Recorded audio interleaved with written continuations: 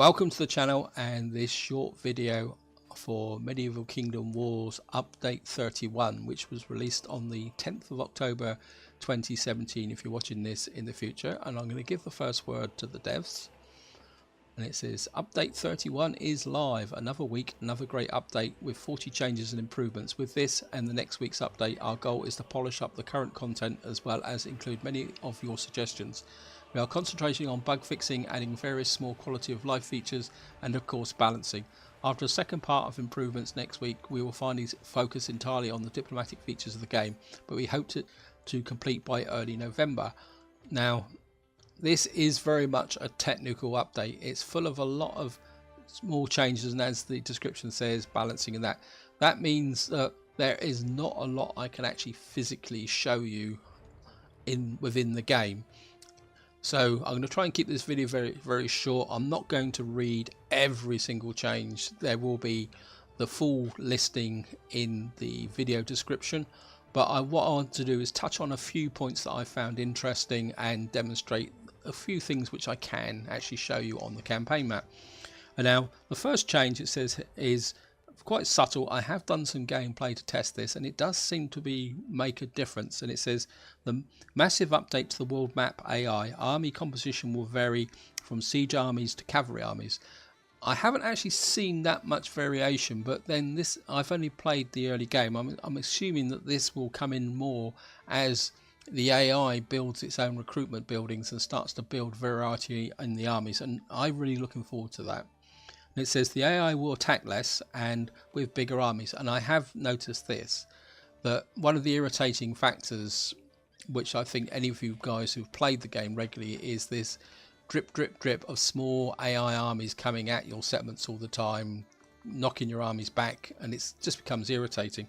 That does seem to be a lot less now. I did play an Ireland campaign and I got less attacks, but when one attacker came, they did come with quite a big army, which gave me a bit of a problem to deal with. And what I'm going to do now, guys, is I'm going to go on the campaign map and show you a few things which I can actually demonstrate. And the first thing we're going to talk about is, if I click on Lewis now, what they've introduced now is the ability to spy, which means if you click on a settlement here, it gives you some information of the strength of the army, what they've got, and the level of the army, which then leads into another change now. If you actually look at this army, it's got a strength of 58, and what the description actually says is unit level now adds to unit strength in the world map and the auto resolve. And what I'm assuming is the unit level now adds to the overall strength of the army, and you can see here, which is, this might actually solve a little bit of a mystery of why pre this release, when you attacked an army that didn't look very big in size, but they seem to be able to beat you, if they all start with a level 5, that might explain why they're quite hard to beat. But that's the spying and army level, and that actually now leads into the fact that if I click here, your current Carrick standing ready, you will see I've got a couple of hunters here who are level 2. So now if I go into Dover, and we're going to enter the city. So here we are on the city, and if I click the manor, you will see it's a level 2 building. And if you remember when I showed those two hunters, they had a level 2, and the way they've changed it now is what I will do is train a hunter here. And the other thing they've also done is they've actually increased the cost of hunters, serfs, militia, carts and mantlets. So they cost a bit more. To me, it's not that much more. I think the hunter now costs an extra 20 food, an extra 30 wood, and I think the militia's the same, but it now takes an extra 20 Hunters iron. are here for the game, me lord. Now if I can find those hunters, Ready to hunt you'll your see grace. now that these guys are level 2. And if I actually come here, I don't know if I can actually level this up again. Upgrade building, yeah, we've got the resources for it. So I'm just going to upgrade this again. And that's now a level 3. And if I come out, and so here we are, we're back on the world map. I've got enough cash for this. your current Carrick standing ready. And if I recruit a unit now, and again we can then recruit militia. So if I I don't want to do that. I want to build my army up. So you can see here, when you recruit on the world map now, these troops now get the level of your manor, and I assume that will also apply to the barracks and archery grounds if you can build those. So that actually shows that it's now worth upgrading your buildings in the centre, because you can Trim and tight to the midships, my lord. because you can see this army's now great, getting a little bit of power. These guys are getting a little bit stronger. Carrick ready to set sail. And I think that was going to be very, very useful in the future. Now, what else can I demonstrate to you? I've demonstrated spying.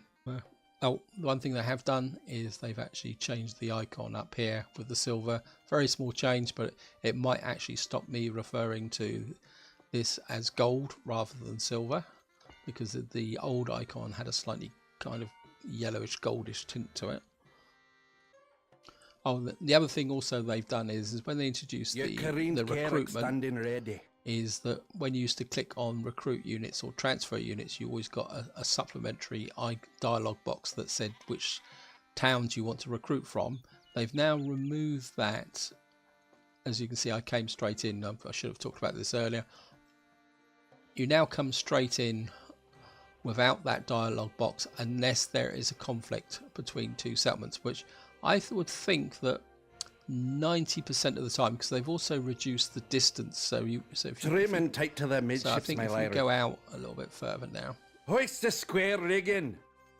I don't think you can get that far away. And then if you try to recruit units, yeah, so you've got to get quite close to the town now to do it.